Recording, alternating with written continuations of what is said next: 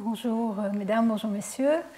Je me présente, Barbara Romanovic. Ceux qui ont suivi mes cours les années précédentes, nous sommes partis du centre de la Terre il y a 2 ans avec le noyau.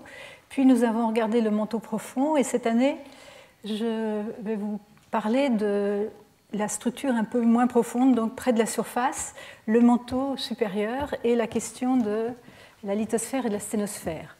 Alors ces cours donc, sont les lundis de 14h30 à 16h et il y aura aussi, je voulais le dire tout de suite, un colloque qui sera les mardis 19 et mercredi 20 novembre, donc un colloque international qui présentera des spécialistes dans toutes les disciplines qui vont présenter leurs travaux récents sur la question. Donc je vous encourage aussi à venir à ce colloque. Le seul ennui, c'est qu'il est en anglais, mais bon, on essaiera. Alors, de quoi va-t-on parler ici? Le concept de lithosphère à sténosphère. C'est surtout un concept rhéologique, c'est-à-dire un concept qui a à voir avec la déformation des matériaux qui forment la Terre. Je vais faire un petit mélange de rappels historiques et de rappels d'introduction, de définition de termes aujourd'hui. Et donc, ces 2 concepts ont été proposés ensemble dans le cadre d'abord de l'étude du rebond post-glaciaire, le fait que lorsque les calottes glaciaires ont commencé à fondre depuis l'époque de la dernière glaciation, les terrains ont commencé à monter, donc l'altitude a augmenté, et donc il fallait bien donc proposer une théorie pourquoi cette couche externe de la Terre, ces montagnes, rebondissaient après la glaciation. Donc on en reparlera. Mais ensuite, lorsque la tectonique des plaques a été donc reconnue et reconnue de manière universelle, donc dans les milieux des années 60, ils ont été adoptés comme éléments fondamentaux dans cette tectonique des plaques. Et donc la lithosphère, c'est la couche externe rigide, ce sont les plaques lithosphériques, et qui ne se déforment pas, du moins dans le cadre de la théorie pure de la tectonique des plaques. Dans leur intérieur, il n'y a que la déformation est concentrée à leurs limites. Par contre, la sténosphère, c'est la couche molle sous la lithosphère, où la déformation est de type plastique, et c'est aussi la couche molle de l'isostasie qui explique le rebond post-glaciaire. Donc nous verrons toutes ces notions-là en un peu plus de détails. Mais tout d'abord, je voulais puisque c'est tellement central à la tectonique des plaques, je voulais simplement rappeler un petit peu, faire un historique de cette tectonique. Donc la théorie de la dérive des continents a été proposée dès 1912 par Alfred Wegener sur la base d'observations qui montraient des correspondances frappantes entre la géologie, la faune et la flore des 2 côtés de l'Atlantique, en particulier entre l'Afrique et l'Amérique du Sud, mais aussi des considérations climatologiques où il avait montré que à un certain moment, toutes les masses continentales devaient être concentrées en un supercontinent qui lui-même aurait été dans une région très particulière au point de vue du climat. Donc il y a aussi bien sûr la forme des côtes qui joue, mais à l'époque de Wegener, on n'arrivait pas à disons, formuler et comprendre le mécanisme qui pourrait faire dériver les continents. On pensait que la croûte océanique était trop rigide pour que les continents puissent glisser dessus. Cependant, cette tectonique des plaques a donc été acceptée à partir du moment où on a relier ce mouvement des continents avec la possibilité de convection, c'est-à-dire de mouvement à l'intérieur du manteau terrestre. Et elle a vraiment été définitivement acceptée suite à la Seconde Guerre mondiale, lorsqu'on a eu des observations dans les océans. Mais revenons un peu en arrière. Donc, selon la tectonique des plaques, la Terre est couverte d'une vingtaine de plaques qui sont rigides, qui ont une épaisseur moyenne de 80 km et qui se bougent les unes par rapport aux autres. Elles s'écartent dans les rides médio océaniques et où la croûte nouvelle se forme, et elles convergent dans les zones de subduction où deux plaques sont en mouvement convergent l'une vers l'autre, et où l'une des plaques, la plaque océanique, la plaque qui contient un océan, replonge dans le manteau. Donc c'est une théorie dans laquelle la surface de la Terre reste à peu près conservée, et donc on a formation de nouvelles croûtes dans les rides océaniques et donc destruction par plongement dans le manteau dans les zones de subduction. Il y a aussi des endroits où les plaques coulissent l'une par rapport à l'autre. C'est le cas de la fameuse faille de San Andreas en Californie. Donc 3 limites de plaques où la déformation se concentre, les limites où la nouvelle croûte se forme, donc en extension, les limites où la croûte retourne dans le manteau, dans les zones convergentes, les zones qu'on appelle les zones de subduction. Ici est représentée cette plaque, donc schématiquement, qui retombe dans le manteau, et puis les zones de cisaillement, où les plaques bougent les unes contre les autres, l'une le long d'une autre. Alors, cette théorie explique énormément d'observations géologiques.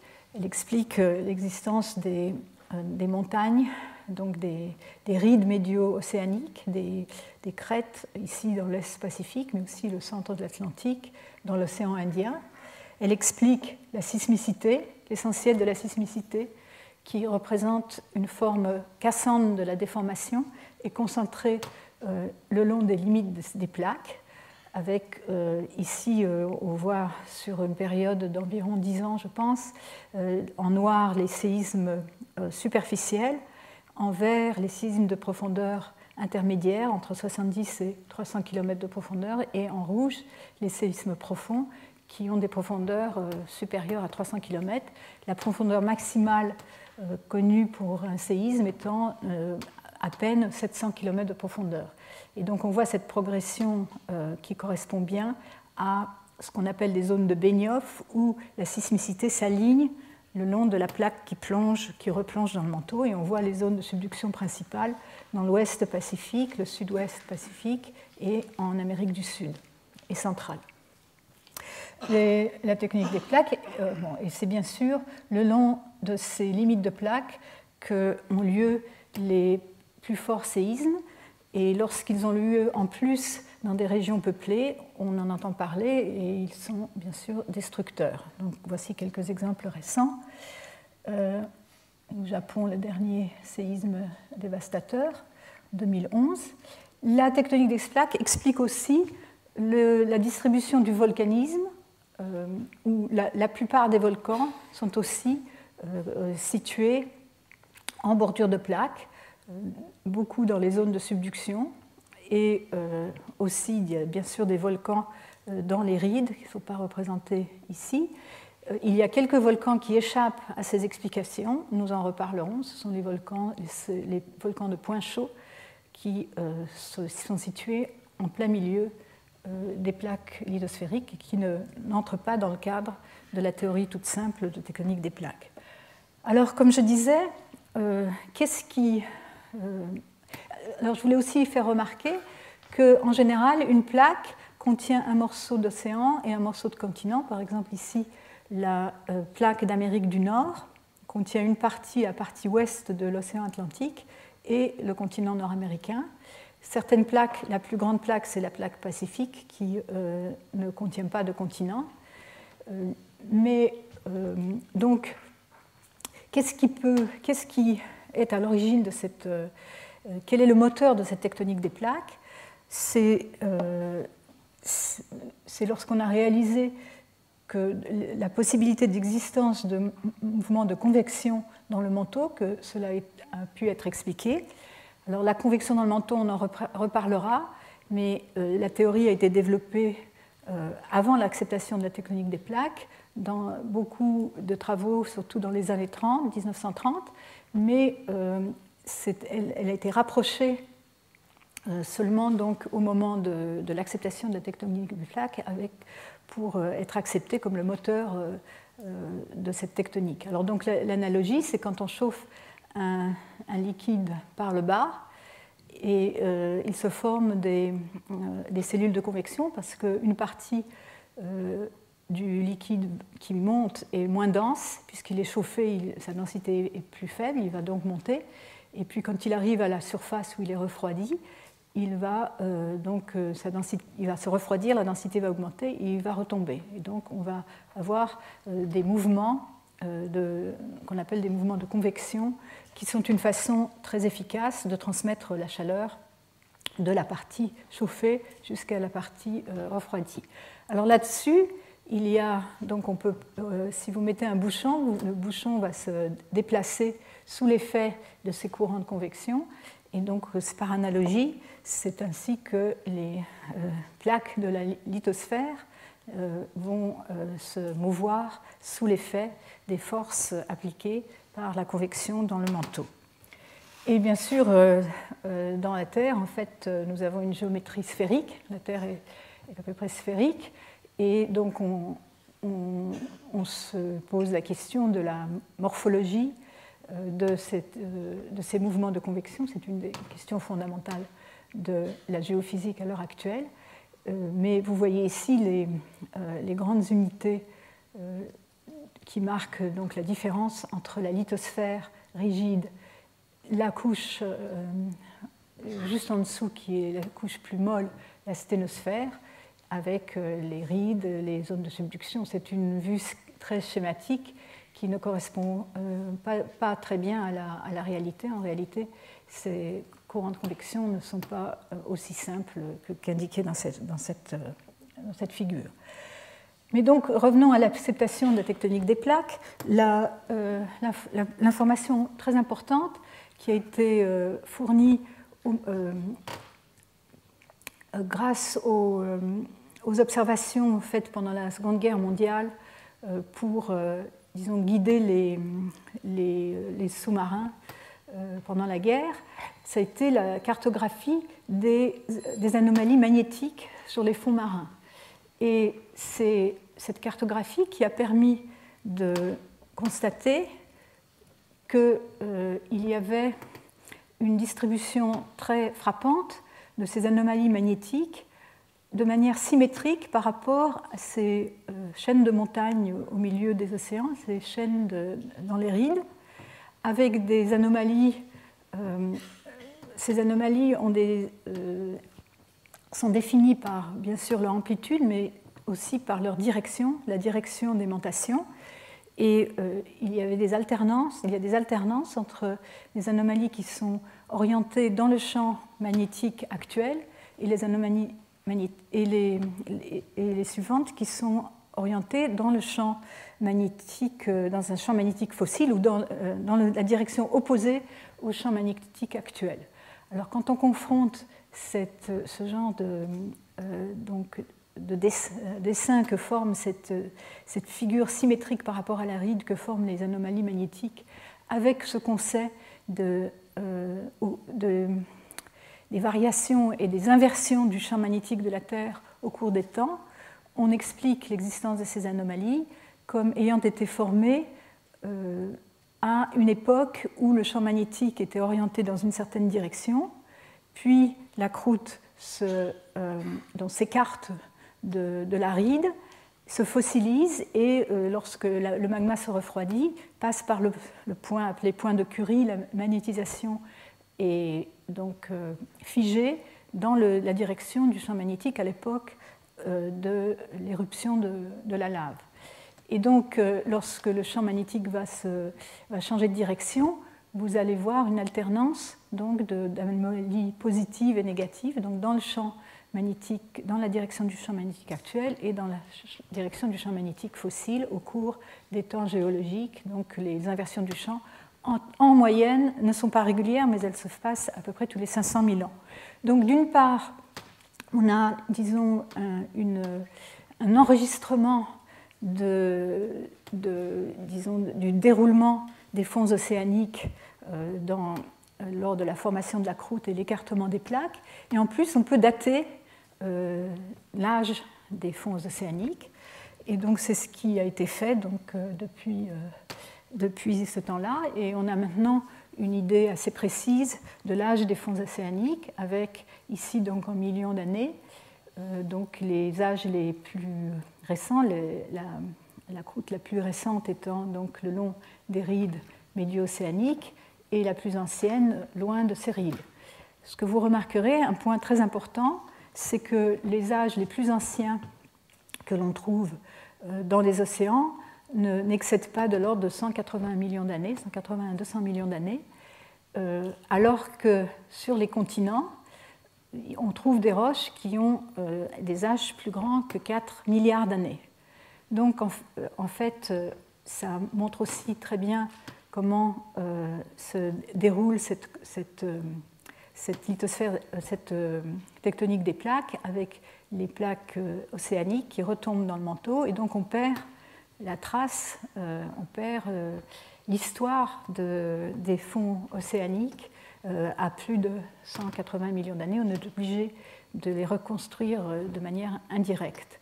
Et cette carte donc permet aussi de contraster la situation dans les continents, le fait que les continents aient subsisté, en particulier les parties les plus âgées des continents, aient subsisté depuis plusieurs milliards d'années, et pour certains 2 à 3 milliards d'années.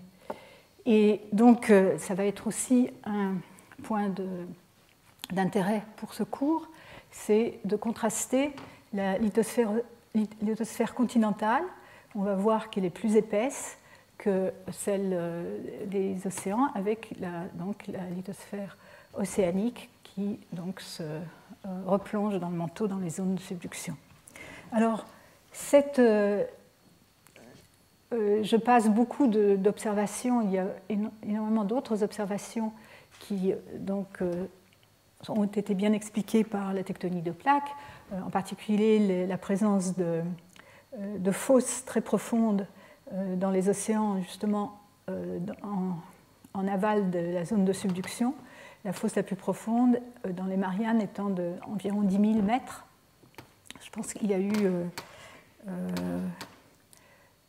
récemment un sous-marin qui est allé regarder assez profondément dans cette fosse. Et ceci ensuite, il y a d'autres observations, mais indirectes. Par exemple, la tomographie sismique. Je montre ici un exemple de carte de tomographie sismique.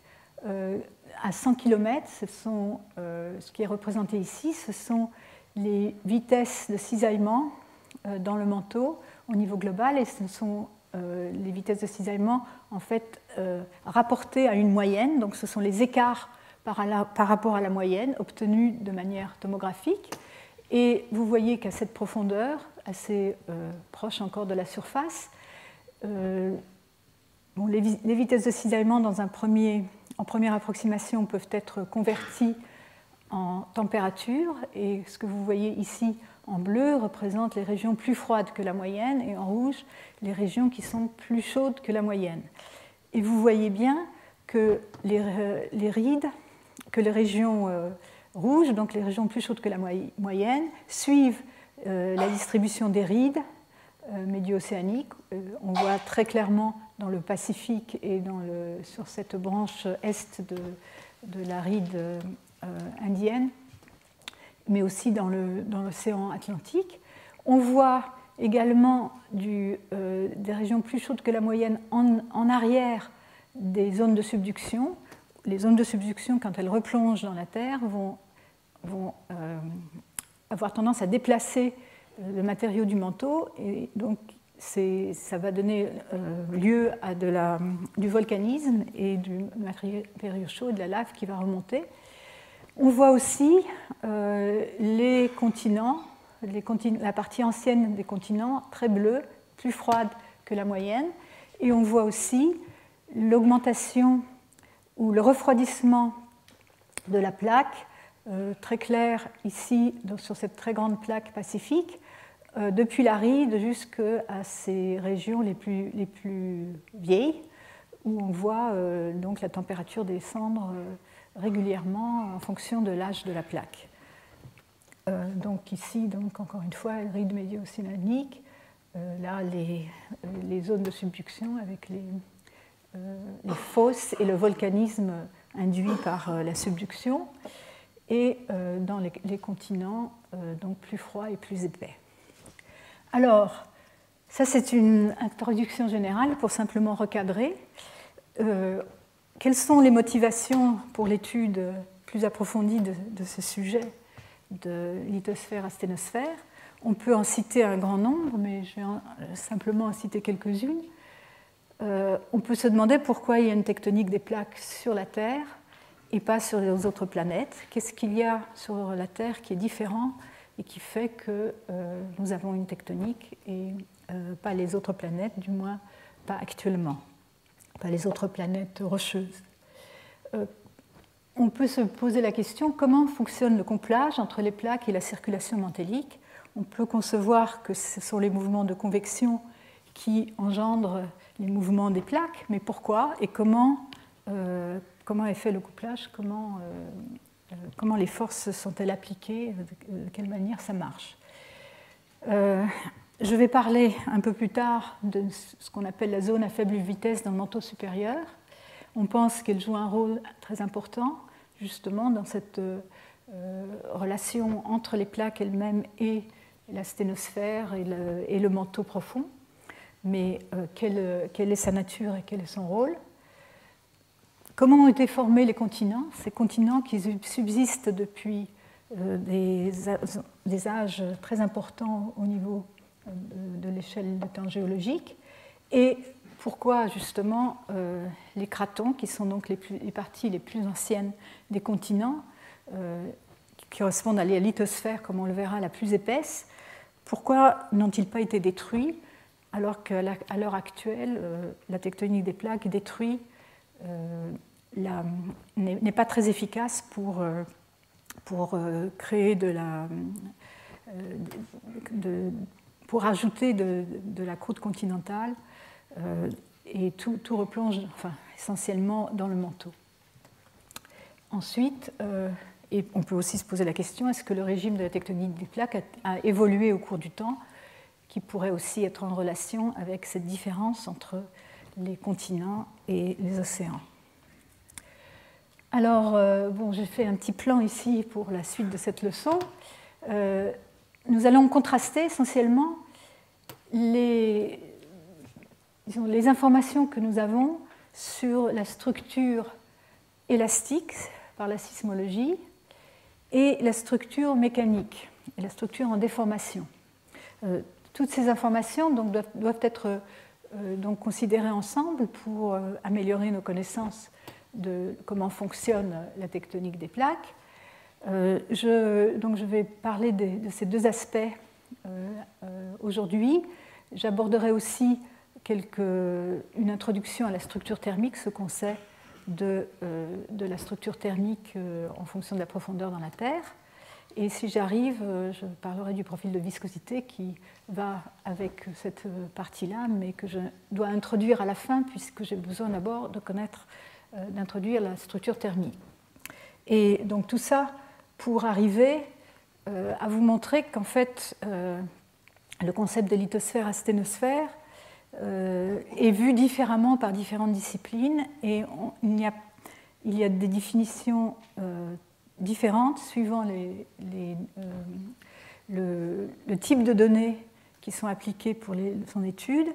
Donc déjà une question intéressante et un problème intéressant. Donc regardons d'abord les structures, les unités structurelles. Alors quand je dis structurelles, je pense surtout par les connaissances qui sont apportées par la sismologie et par rapport aux unités mécaniques.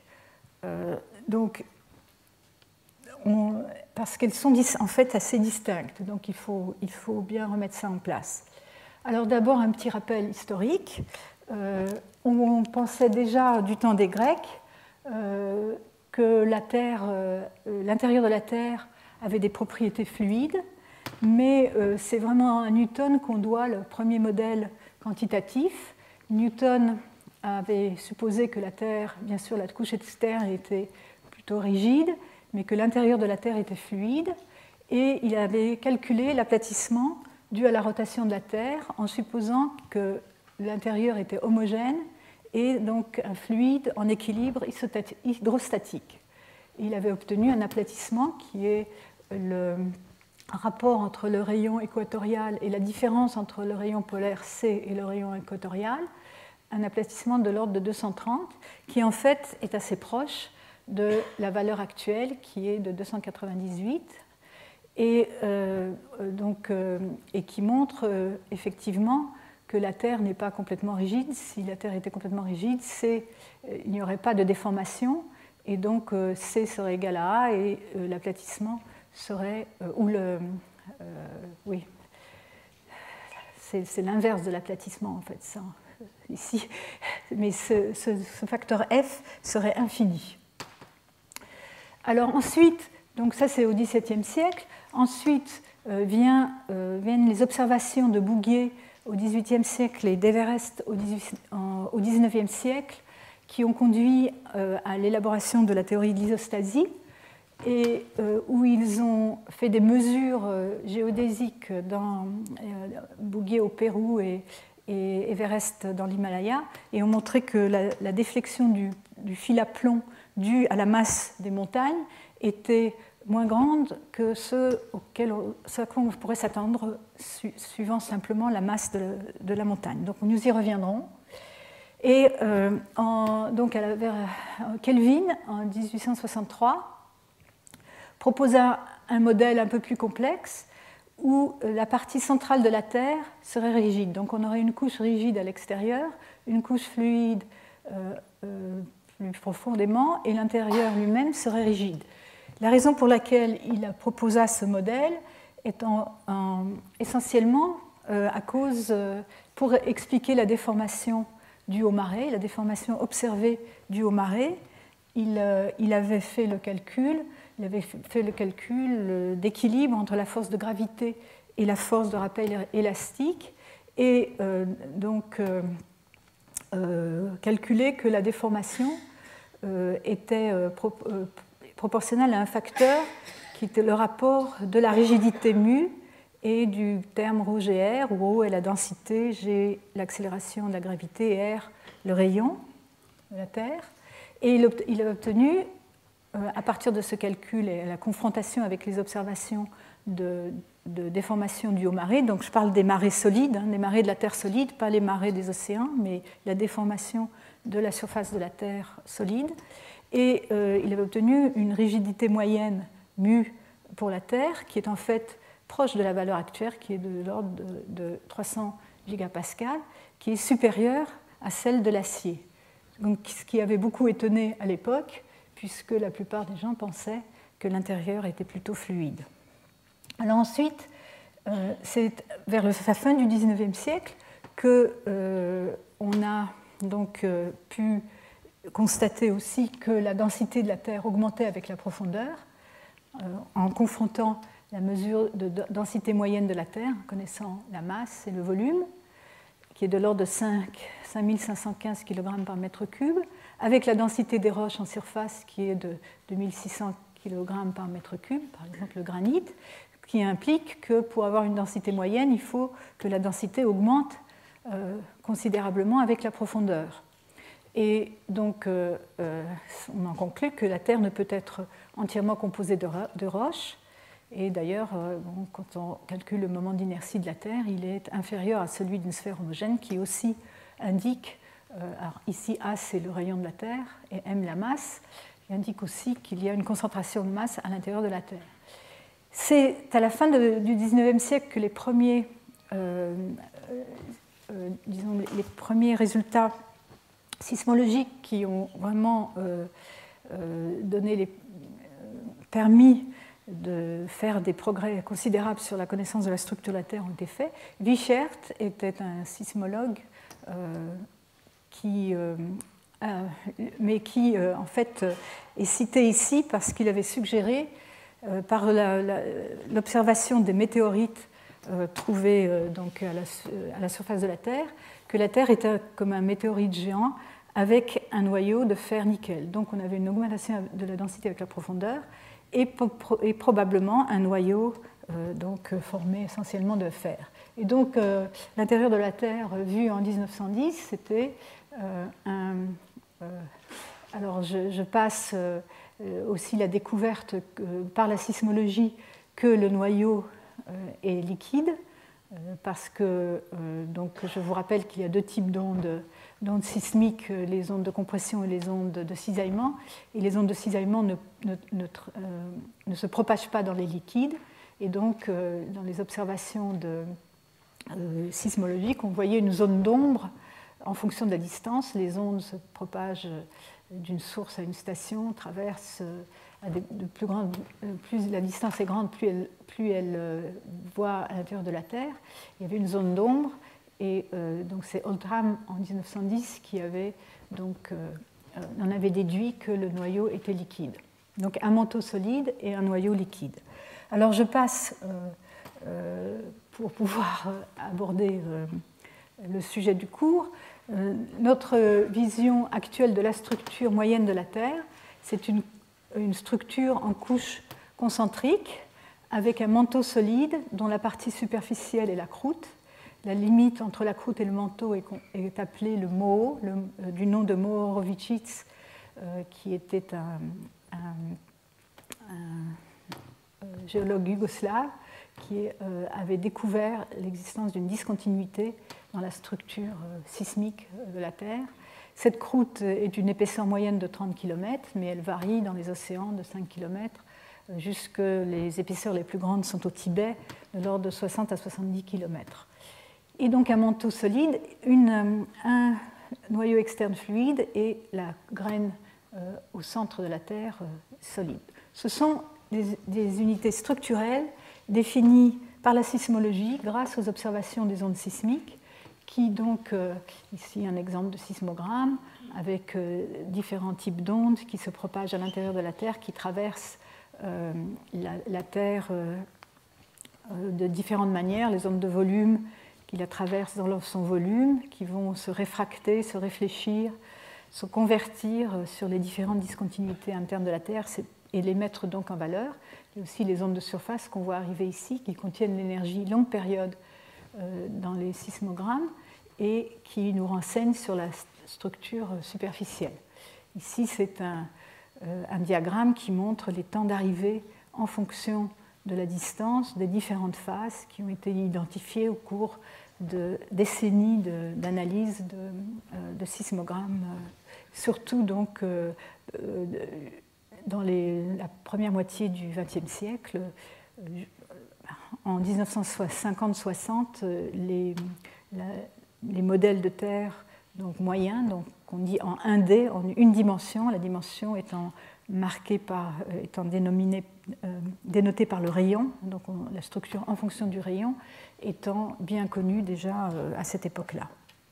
Alors, les progrès de la sismologie donc au début du XXe siècle, les modèles sismiques nous renseignent sur les paramètres élastiques qui sont les vitesses des ondes de compression, les vitesses des ondes de cisaillement, Vs et Vp, et la densité ρ, ou alternativement, on peut aussi représenter ces paramètres élastiques sous la forme des quantités kappa mu, mu étant la rigidité et kappa l'incompressibilité, donc en fonction de la profondeur. Alors je vous rappelle les relations entre la vitesse des ondes de compression et ces autres paramètres.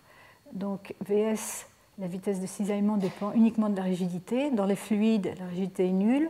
C'est pourquoi les vitesses de cisaillement ne se propagent pas dans les liquides. Par contre, les ondes de compression dépendent aussi de facteurs d'incompatibilité. Ce sont plutôt des ondes comme les ondes acoustiques qu'on connaît par ailleurs. Et donc, les méthodes sismologiques permettent de déterminer les variations de ces vitesses en fonction de la profondeur et aussi, nous renseignent aussi un peu sur la densité, mais on a beaucoup plus de précision sur les paramètres, les vitesses sismiques elles-mêmes. Alors, elles nous renseignent, pour ce qui est important pour ce cours ici, c'est qu'elles nous renseignent sur les propriétés mécaniques à une échelle de temps qui est courte.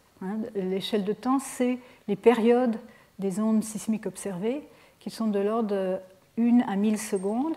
En fait, la vibration la plus grave de la Terre, de fréquence la plus basse, est de juste un peu moins d'une heure, 54 minutes, et la plupart des ondes de volume de type P, les ondes de P qui se propagent et qui sont observées à des grandes distances, sont en général des ondes d'une seconde. Donc elles nous renseignent à court terme, elles ne nous renseignent pas sur les propriétés mécaniques à des temps beaucoup plus longs.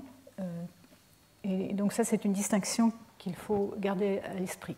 Elles nous renseignent aussi, elles nous renseignent sur la distribution de la rigidité en particulier, donc de ce facteur mu, mais aussi sur ce qu'on appelle le facteur de qualité, qui est la perte d'énergie pendant la propagation des ondes sismiques, parce que la Terre n'est pas complètement élastique, donc il va y avoir une perte d'énergie au cours de la propagation, et cette perte d'énergie, elle peut être reliée à des propriétés des microscopiques, les propriétés visqueuses des solides, et donc il y a une certaine relation entre ce facteur de qualité qu'on observe donc sismiquement par la décroissance des amplitudes des ondes sismiques au cours de la propagation et la viscosité qui va être donc ce paramètre mécanique à long terme donc que je vais définir un peu plus tard.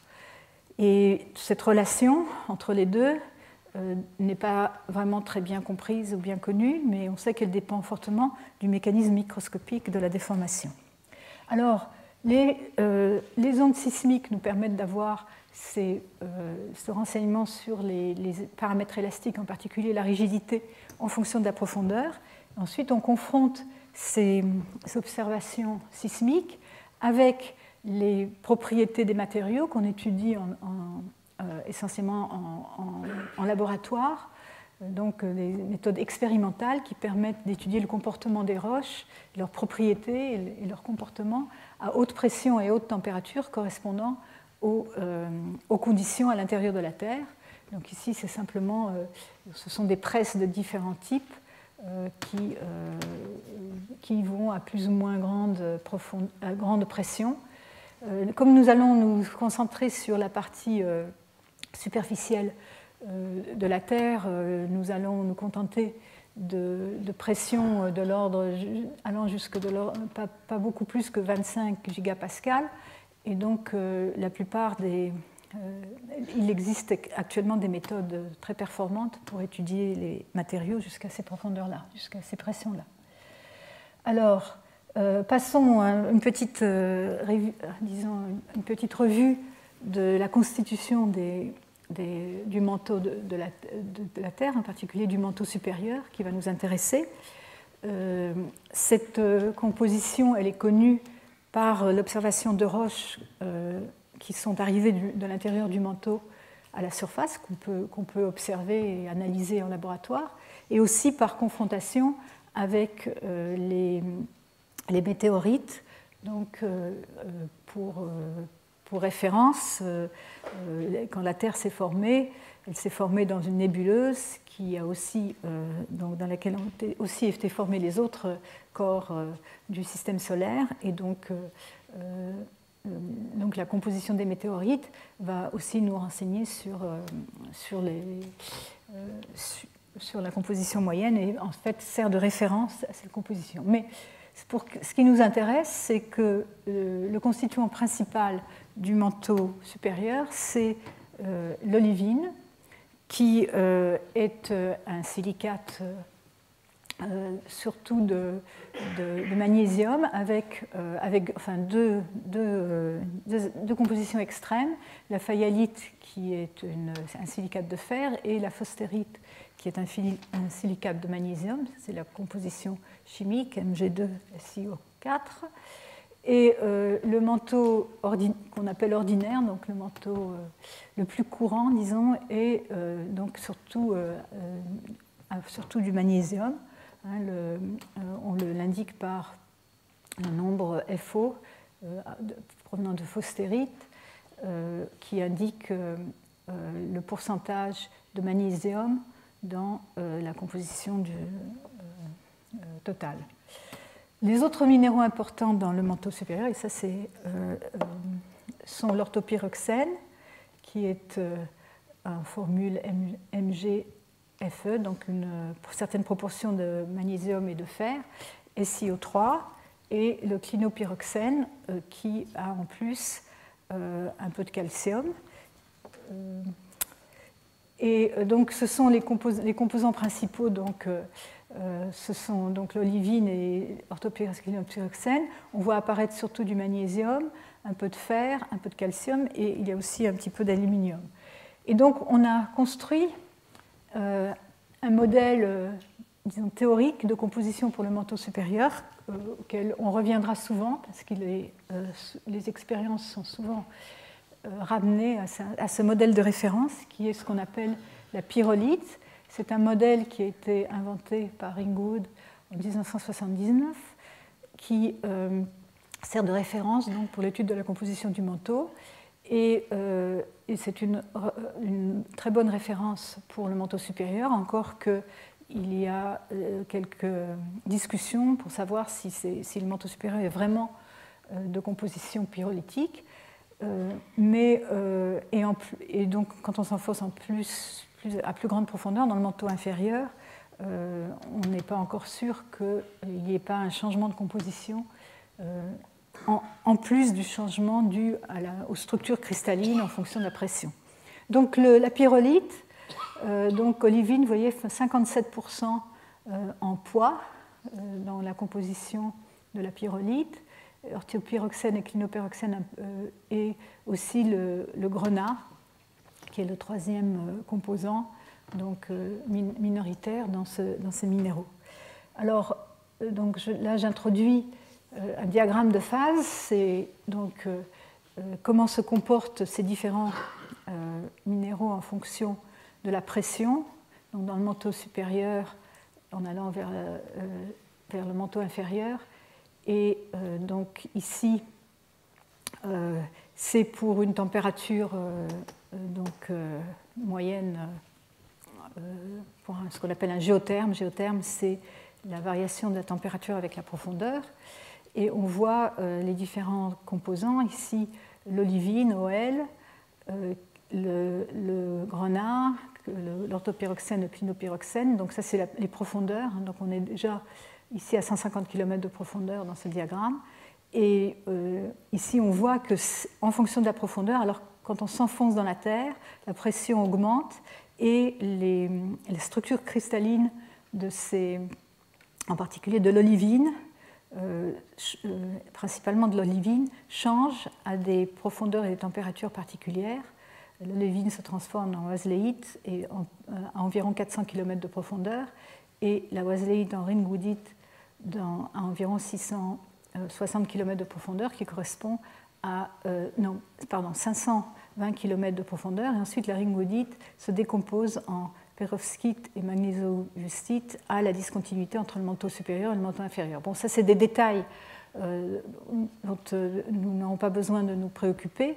L'essentiel, c'est de voir, de comprendre que donc c'est soumis aux hautes pressions, on a des variations dans la composition et dans la structure cristalline des différents composants du manteau supérieur.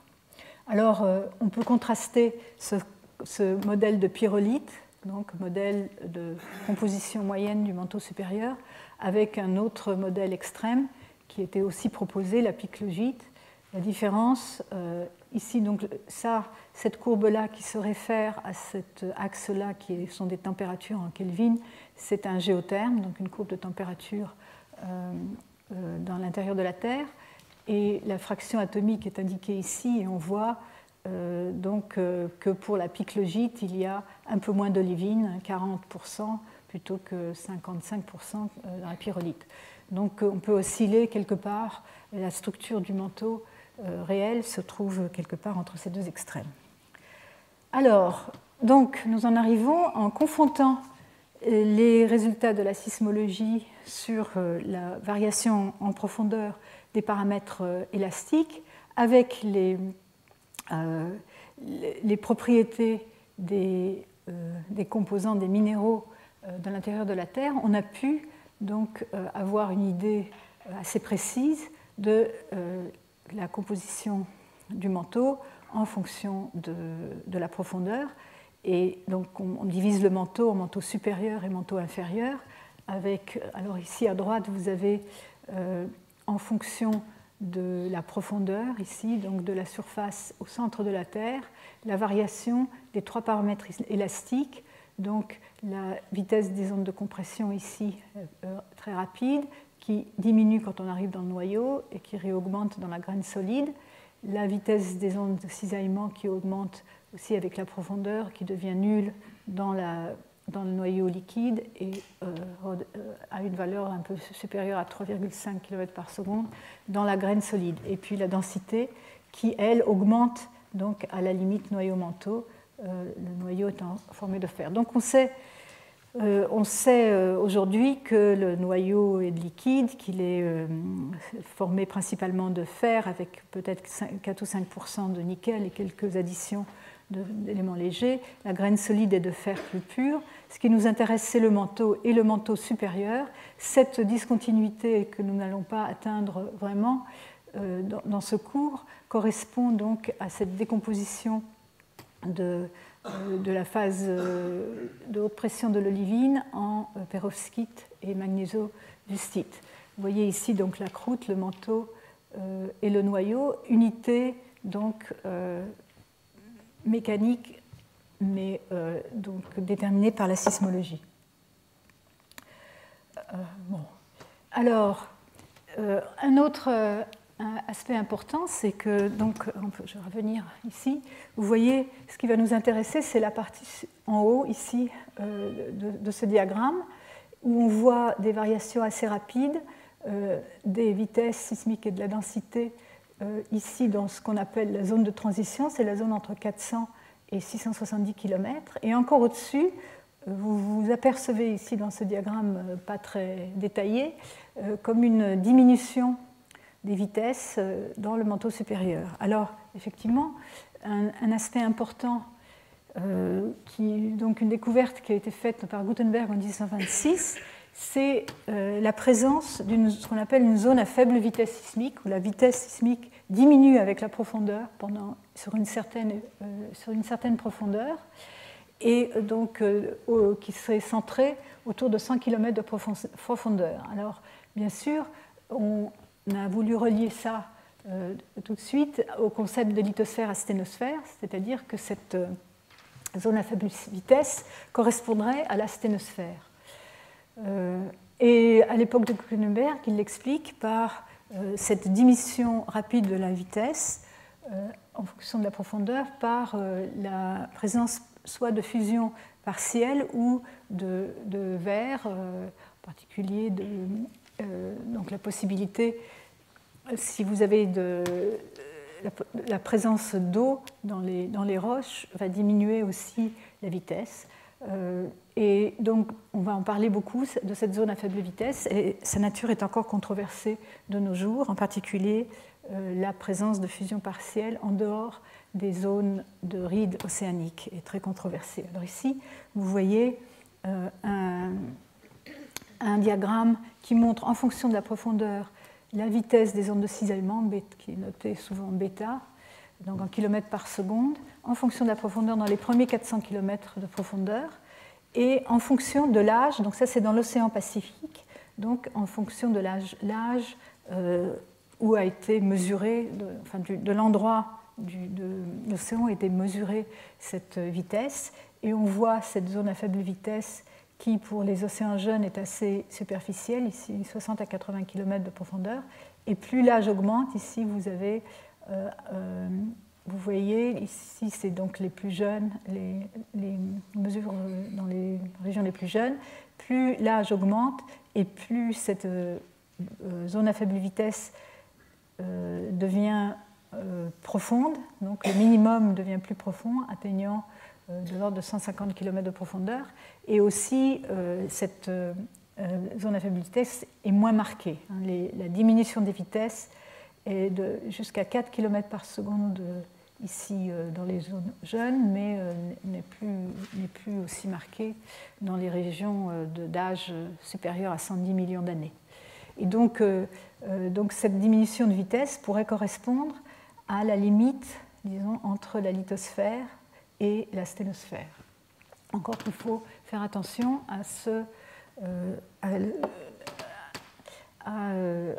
quelle notion de lithosphère et sténosphère on se réfère, comme nous allons voir. Alors oui, j'aurais dû montrer ça ici. Rappeler donc la carte des âges océaniques et pour référer. Donc c'est un modèle qui avait un article très célèbre où avait été calculé ces vitesses en mesurant les vitesses de propagation des ondes de surface à travers l'océan Pacifique et en les classifiant en faisant une régionalisation en fonction de l'âge. Alors oui, bien, donc un des points centraux que je voulais souligner, c'est qu'il faudra distinguer la lithosphère sismique et la lithosphère mécanique. Bon, alors quelques rappels, juste quelques équations, j'en mettrai pas beaucoup. Dans un milieu, les ondes sismiques se propagent à l'intérieur de la Terre. Dans une première approximation, on suppose que le milieu est isotrope et élastique. Dans ce cas-là, les contraintes et les déformations, les contraintes ici sigma ij et les déformations sont reliées de manière linéaire. Il faut intervenir ces paramètres élastiques. On reconnaît mu qui est ici le module de cisaillement et lambda c'est un autre paramètre qui est relié au module d'incompressibilité. C'est toujours la même faute. Donc par cette relation-là. Ça c'est la relation qui définit les déformations. Donc ce sont des quantités sans dimension. Et donc l'autre façon de représenter l'élasticité, c'est par les vitesses des ondes de compression et les vitesses des ondes de cisaillement. Et donc je voulais mentionner une autre propriété qui est accessible par la sismologie et qui va aussi jouer un rôle important dans les discussions des leçons suivantes, c'est que en fait on s'aperçoit que dans la Terre, les vitesses des ondes sismiques ne sont pas toujours les mêmes suivant la direction dans laquelle on les mesure.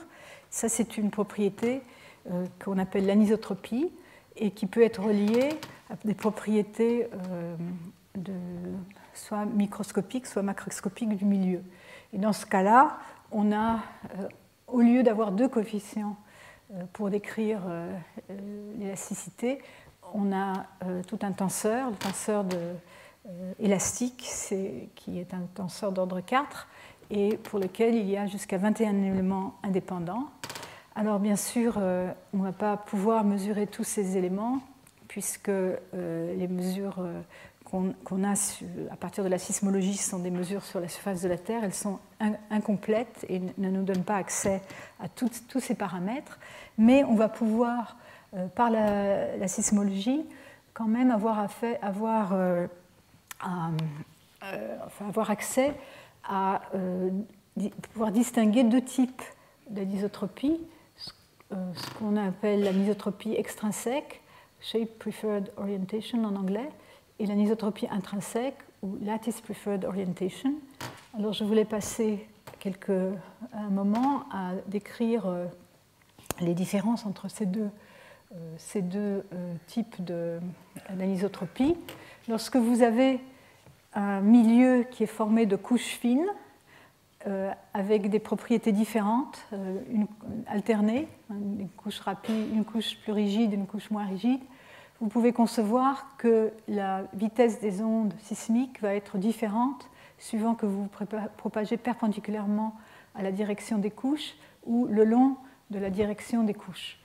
Et donc, on peut montrer que dans un tel milieu, les propriétés élastiques sont décrites par 5 coefficients qu'on appelle les coefficients de Love et qui eux-mêmes peuvent être liés aux vitesses des ondes qui se propagent dans différentes directions. Donc on parlera des ondes polarisées, des ondes S polarisées verticalement, SV, des ondes S polarisées horizontalement, SH, de la même façon pour les ondes P et les ondes donc polarisées verticalement et polarisées horizontalement. On a une relation directe entre ces 4 types de polarisation et d'ondes et les coefficients Ln et Ca. Le 5e coefficient, qui est soit F, soit ce coefficient état, représente des propriétés dans des directions intermédiaires entre ces directions perpendiculaires et parallèles à la direction de propagation. Donc voilà ce qui complique un peu les affaires. Cet axe de symétrie, donc ici qu'on voit qu'il y a un axe de symétrie, puisque peu importe dans quelle direction vous vous propagez, tant que vous êtes parallèle à la foliation, mais la foliation peut être inclinée, donc si l'axe de symétrie est incliné, vous ajoutez 2 paramètres qui sont les paramètres qui permettent de connaître la direction de l'axe de symétrie par rapport à la verticale. C'est représenté par 2 angles. Alors voilà, ici, une représentation de ceci, deux directions préférentielles, enfin 2 directions privilégiées, celle de l'axe de symétrie et la direction perpendiculaire dans les plans parallèles au plan de foliation, avec la possibilité d'un axe de symétrie incliné. L'autre type d'anisotropie, c'est donc lattice preferred orientation. C'est un type qui est dû à la structure microscopique, à la structure des cristaux. Et l'olivine, il se trouve que l'olivine est très anisotrope. C'est pour ça que je dois parler de ces propriétés d'anisotropie. Les cristaux d'olivine eux-mêmes sont très anisotropes. Ils ont un axe rapide, il y a un axe rapide et donc 2 autres axes, et suivant les 3 axes, les vitesses de propagation sont différentes. Ici, ce diagramme montre d'une part les vitesses des ondes P et les vitesses des ondes S. En fait, on peut reconstituer ce qui se passe en connaissant, en regardant, c'est une décomposition du système en 3 axes disons, principaux. Et on obtient deux vitesses principales d'onde S et une vitesse d'onde P. Donc ça varie suivant la direction dans laquelle on se propage. Mais ce qui est important de voir, c'est qu'on peut ici voir que les vitesses varient des ondes P assez considérablement, ici entre presque 10 km par seconde et 7,7 km par seconde, suivant la direction dans laquelle on les mesure, donc une énorme différence. Au niveau du cristal unique, bien sûr, dans la Terre, vous allez avoir un assemblage de minéraux, un assemblage de cristaux, et ils ne vont pas tous être orientés parfaitement, donc si vous avez de l'anisotropie, vous ne verrez pas des différences aussi énormes que ça. Mais au niveau du cristal, c'est ce qui se passe. Donc, effectivement, donc si votre orientation de cristaux individuels est aléatoire, votre roche peut être isotrope au niveau macroscopique, donc au niveau des mesures qu'on peut faire par les ondes sismiques. Mais par exemple, ce qui va nous intéresser, c'est que le processus de déformation tel que le cisaillement va induire une orientation préférentielle des axes de symétrie du cristaux. Les cristaux vont s'aligner plus ou moins dans la direction de l'écoulement. Et donc, la mesure de l'anisotropie sismique par les ondes sismiques va nous renseigner un peu indirectement sur la dynamique, c'est-à-dire la façon dont se passe la déformation, soit actuelle, soit fossile, soit dans le passé géologique de la Terre. Donc, oui, bon, ça c'est simplement pour répondre à la question. Quand on connaît le tenseur élastique, on peut déterminer la vitesse dans une direction particulière en résolvant cette équation qui s'appelle l'équation de Christoffel et dont les valeurs propres donnent les vitesses, une vitesse Vp et les deux vitesses de cisaillement dans la direction donnée. Alors, l'anisotropie dans le manteau supérieur, en fait, telle qu'elle est observée, elle est en accord avec l'idée, donc d'abord avec la tectonique des plaques, et l'idée de présence de cette anisotropie intrinsèque, LPO, dans le manteau supérieur. Ici, c'est un exemple dans le Pacifique, où vous avez, donc, ça c'est schématiquement, vous avez l'écartement des plaques, et donc le magma qui monte de la sténosphère et qui va donc créer la croûte nouvelle, et les plaques vont s'écarter. Donc vous avez des mouvements donc, perpendiculaires à l'aride. Et en fait, ce qu'on observe, ce qui a été observé il y a déjà longtemps, donc dans les années 70, la fin des années 60, dans l'océan Pacifique, c'est des mesures des vitesses des ondes qu'on appelle PN. Ce sont des ondes de type P qui se propagent juste à la base de la croûte, juste en dessous du MOO, à la limite entre la croûte et le manteau. Et on voit cette directionnalité. Alors, ce qui est représenté ici, c'est la direction par rapport au nord, qu'on appelle l'azimut. Donc, on regarde en fonction de l'azimut, donc en fonction de la direction d'observation, la direction de propagation des ondes.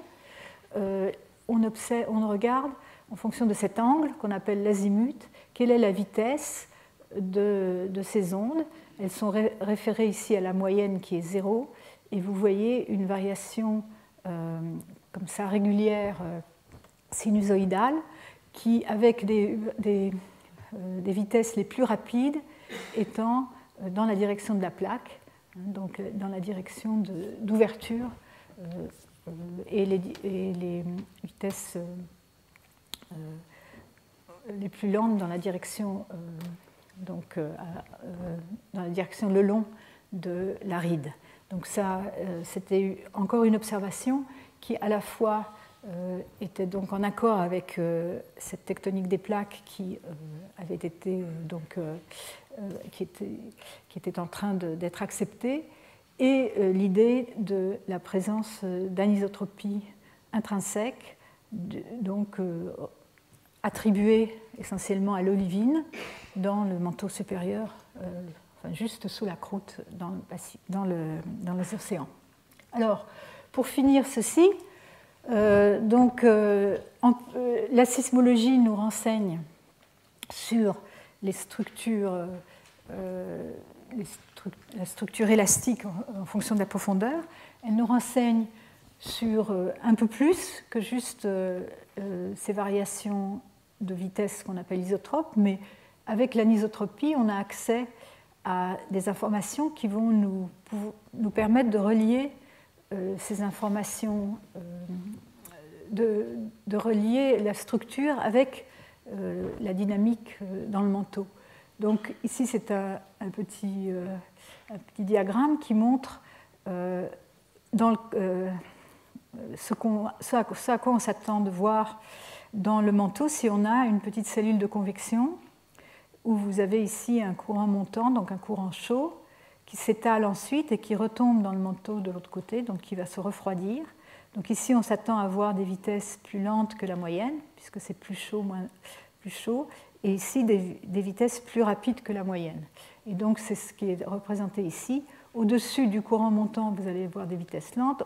Au-dessus des courants descendants, ou dans les courants descendants, vous verrez des vitesses rapides. C'est ce que je vous avais montré sur un dessin précédent où je vous avais montré la structure en vitesse de cisaillement à 100 km de profondeur. Et donc on voyait bien les rides en plus lentes que la moyenne, où on s'attend à voir les courants montants, et donc plus loin. Bon, en tout cas, on voyait bien les rides comme plus lentes que la moyenne.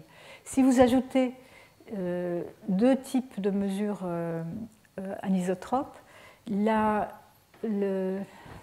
comparaison des vitesses des ondes polarisées horizontalement aux vitesses des ondes polarisées verticalement, on s'attend à ce que ce rapport soit supérieur à 1 lorsque vous êtes dans une zone où les écoulements sont horizontaux, et sera inférieur à 1 dans les régions où les écoulements sont verticaux.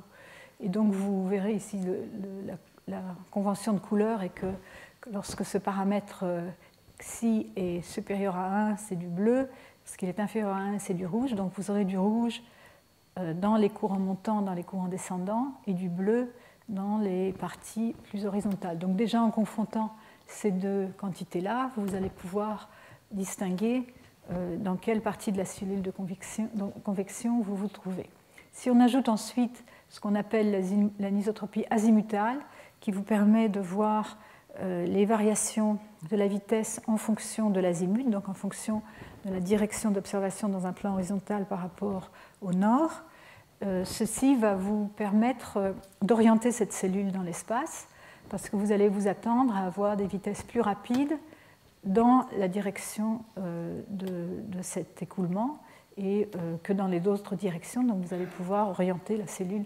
Alors ceci, c'est bien sûr très, très simplifié, c'est simplement pour donner une idée de ce qu'on espère pouvoir, ce qu'on s'attend quand on va interpréter des modèles sismiques. Les vitesses isotropes vont vous donner une idée générale des variations de température, un peu aussi de composition, mais les paramètres isotropes vont vous renseigner sur la dynamique.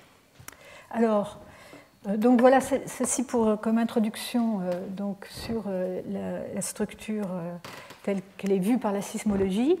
Je vais passer maintenant à l'autre point de vue, qui est le point de vue de la déformation dans la Terre. Et donc je voulais faire une petite pause, parce que vous avez peut-être envie de souffler un peu, et je voudrais savoir si quelqu'un a une question peut-être à poser. On peut souffler 2 minutes. Oui. Alors pour étudier la déformation donc à plus long terme, comme je l'avais précisé, les premières observations sont celles de l'isostasie, qui donc ont été faites au XVIIIe siècle, d'abord par Pierre Bouguer au Pérou. Ils avaient monté une expédition pour comparer le degré de latitude au Pérou et à Paris, ceci dans le but d'étudier la forme de la Terre. Et donc, ils avaient constaté que la déflexion du fil à plomb par les montagnes des Andes était moins forte que ce qu'ils pouvaient calculer à partir de la masse connue des montagnes. Une observation similaire fut faite aussi par Everest, donc un siècle plus tard, au moment de la cartographie de l'Inde, et il avait aussi constaté que la déflexion du fil à plomb par la montagne de l'Everest était moins forte que prévu. Et dans les deux cas, ce déficit de masse, donc, puisque le fil à plomb est plus attiré si la masse est plus grande, donc il y a un déficit de masse, il devait y avoir un déficit de masse qui devait bien se trouver sous les montagnes, puisqu'on pouvait calculer de manière relativement précise la masse des montagnes elles-mêmes. Était donc nécessaire un déficit de masse pour expliquer ces observations, et ce déficit était environ égal à la masse des montagnes elles-mêmes.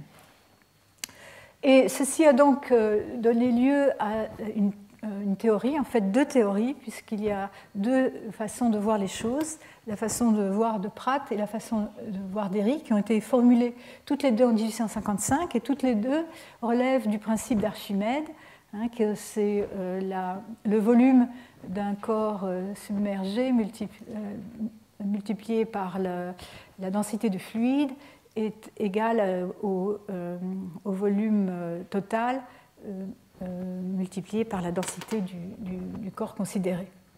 Et donc, l'idée, c'était que le poids des montagnes était compensé par une racine profonde et que l'ensemble donc flotte sur un support fluide. C'est ça la théorie de l'isostasie. Donc, qu'il existerait aussi une profondeur dans le manteau qui serait donc qu'il y aurait donc une couche fluide, plus ou moins fluide, qu'ils dénommèrent la sténosphère, et donc ces variations de densité seraient donc compensées à partir d'une certaine profondeur donc dans la sténosphère à l'échelle des temps géologiques. Et donc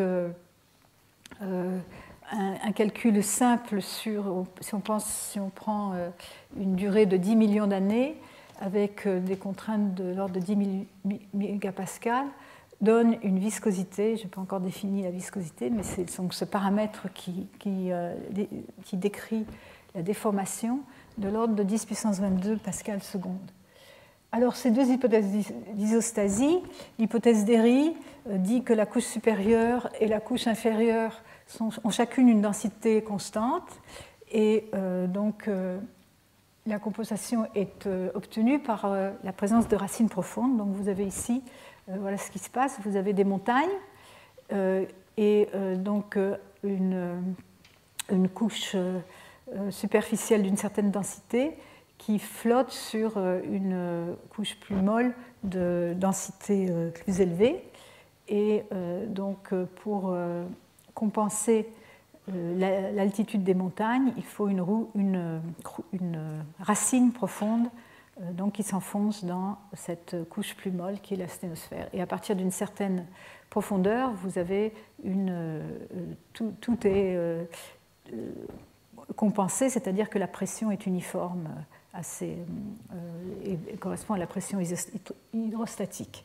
Et le modèle de Pratt, lui, est un petit peu différent. Lui, il considère que les variations de densité sont plutôt latérales, c'est-à-dire que vous avez des colonnes de densité différentes qui forment la montagne, et donc il n'y a pas de racines, mais aussi le concept de profondeur de compensation, où le poids est le même, disons, suivant toutes les colonnes. Donc après, on peut se demander qui a raison et qui a tort. En fait, ces deux modèles extrêmes continuent à être utilisés parce que, suivant où on se trouve, l'un ou l'autre modèle, qui sont donc des modèles extrêmes, peut mieux convenir. Les montagnes, on constate qu'elles ont des racines profondes, mais il y a aussi des variations latérales importantes de densité, donc il faut en fait combiner les deux pour avoir, disons, la situation réelle observée. Donc aussi, ceci aussi conduit à une explication pour comprendre pourquoi les continents sont plus élevés que les océans. Et ceci est dû à la fois à cause des variations importantes de densité et d'épaisseur. Ici, c'est un exemple de coupe depuis Hawaï, ici, dans l'océan Pacifique, jusqu'à travers le continent nord-américain, et ici, de l'autre côté, sur l'Atlantique, montrant l'altitude et les variations correspondantes de la racine. Alors, ceci donc donne lieu au concept mécanique suivant, donc la lithosphère étant la couche externe résistante de la Terre, et elle supporte les charges appliquées de manière élastique sans déformation permanente. Et cette lithosphère, ce qui est important, c'est qu'elle inclut la croûte et une partie du manteau supérieur. Donc, et son épaisseur est très fine près des rives océaniques et va jusqu'à 200 km de profondeur sous les vieux continents. Donc il faut distinguer les notions donc, structurelles par la sismologie de la croûte, manteau supérieur, manteau inférieur, avec ces notions donc, plus mécaniques de lithosphère qui inclut donc une partie du manteau dans sa définition. Une plaque lithosphérique est formée d'une partie de la croûte plus une partie du manteau supérieur. C'est l'unité mécanique. Donc, les roches se comportent de manière différente, de manière suivant les durées d'application des forces, de la contrainte. C'est ce qu'on dit de manière viscoélastique. Elles se comportent de manière élastique pour des durées d'application de la contrainte faible et de manière visqueuse pour des durées qui dépassent ce qu'on appelle le temps de Maxwell, auquel je vais revenir. Une notion qui porte à confusion, qui rend les choses un peu plus compliquées, c'est que l'épaisseur élastique effective de la lithosphère va dépendre de la durée d'application de la contrainte. Et la sténosphère, c'est la région molle ou visqueuse sous la lithosphère qui va jusqu'à 200 ou 300 km de profondeur dans le manteau. Et en fait, sa limite n'est pas extrêmement bien définie en pratique. Et la notion de profondeur de compensation, on a vu pour isostasie, c'est la profondeur à partir de laquelle la pression est plus ou moins hydrostatique. Alors, déformation élastique ou visqueuse. La déformation élastique, dans ce cas-là, les contraintes, dans des circonstances de contraintes faibles et de temps court, la déformation est instantanée et lorsque la contrainte est supprimée, la roche revient à son état initial. C'est effectivement ce qui se passe lors de la propagation d'une onde sismique à travers une roche. Essentiellement, la déformation de la roche est élastique. Pas tout à fait, puisqu'il y a un aspect anélastique, un aspect d'atténuation, mais en première approximation, la déformation est élastique. Donc, passage des ondes sismiques, c'est décrit par les coefficients élastiques, la rigidité et l'incompressibilité. Par contre, la déformation visqueuse, elle se produit lorsque les contraintes sont fortes ou bien lorsque les contraintes sont faibles, mais sont appliquées pendant des temps très longs. Et à ce moment-là, la déformation est graduelle et, ce qui est le plus important, la roche ne revient pas à son état initial lorsqu'on supprime la contrainte. Donc, ça nous fait introduire donc, le paramètre appelé la viscosité, qui mesure la résistance d'un matériau à cette déformation visqueuse.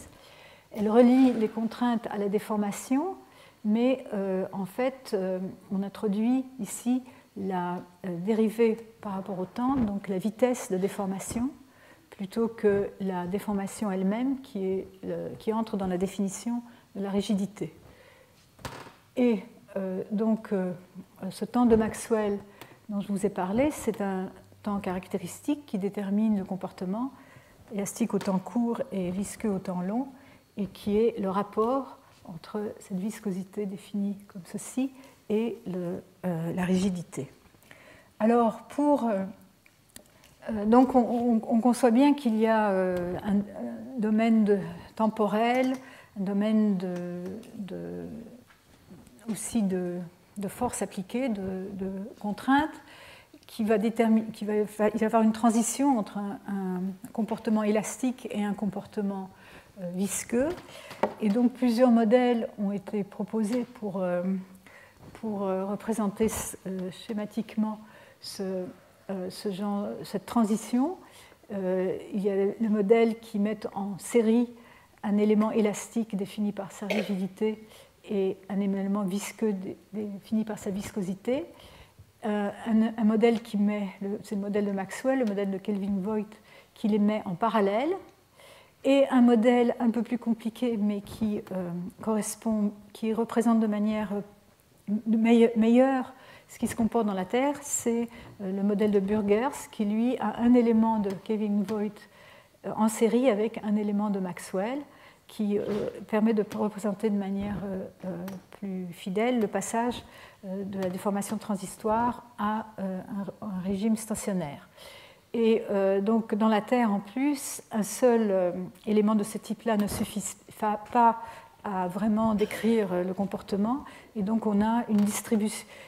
Ici, chacun de ces éléments va donner lieu à un temps caractéristique, mais dans la Terre, vous allez avoir une distribution de temps caractéristiques qui vont représenter le comportement.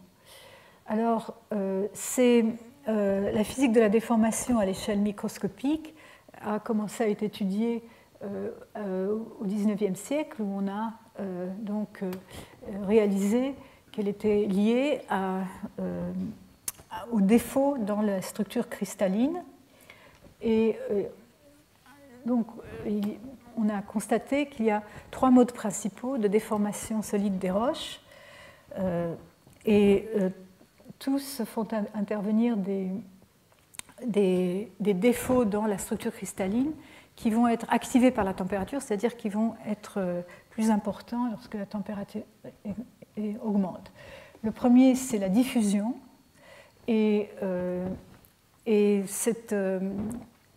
Dans la diffusion, vous avez une déformation qui se propage au niveau moléculaire entre les limites des grains cristallins.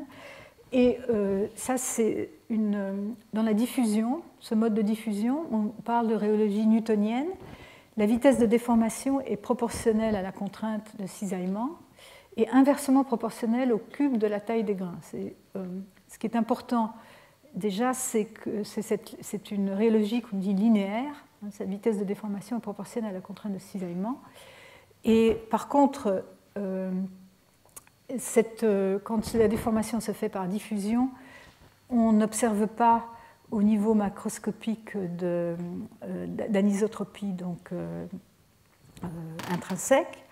Par contre, lorsque la déformation se fait par cet autre mode de déformation qui est par l'intervenir des dislocations, et donc la déformation se fait par le mouvement de ces défauts qu'on appelle les dislocations à l'intérieur des grains. Donc vous avez des systèmes cristallins avec des plans ici qui présentent des défauts. Vous avez un plan qui ici se termine au milieu de la structure, et ce défaut qui s'appelle une dislocation va, au cours de la déformation, va se propager, c'est-à-dire affecter une plus grande partie, se propager à l'intérieur de cette structure cristalline. Et dans ce cas, la vitesse de déformation est une fonction non linéaire de la contrainte de cisaillement. Par contre, elle est indépendante de la taille des grains. Et dans ce cas-là, on va avoir de l'anisotropie, on va observer de l'anisotropie. Et ensuite, il y a encore un troisième mécanisme qui est appelé le mécanisme de Peyers, qui est une déformation importante à basse température et forte contrainte, qui n'est pas trop importante dans le manteau supérieur, dans la sténosphère, mais peut-être importante dans les couches les plus superficielles de la Terre, dans la lithosphère. Et si je montre un exemple de déformation d'olivine, ce sont des échantillons d'olivine qui ont été déformés sous différentes conditions. Dans le premier cas, la déformation s'est faite par diffusion, et dans le deuxième cas, elle s'est faite par dislocation. Et on voit dans ces images que ça donne lieu à des structures très différentes. Ici, les grains ont tous à peu près la même taille. Ici, les tailles sont très différentes, et on peut imaginer que si cette déformation est soutenue dans une direction particulière, vous allez donner lieu à de l'anisotropie, un alignement dans une direction préférentielle. Voilà. Alors, je crois que je vais arrêter ici, parce que, bon, je pense qu'il est l'heure. Et donc, je continuerai sur ce sujet de déformation la prochaine fois. Voilà, merci.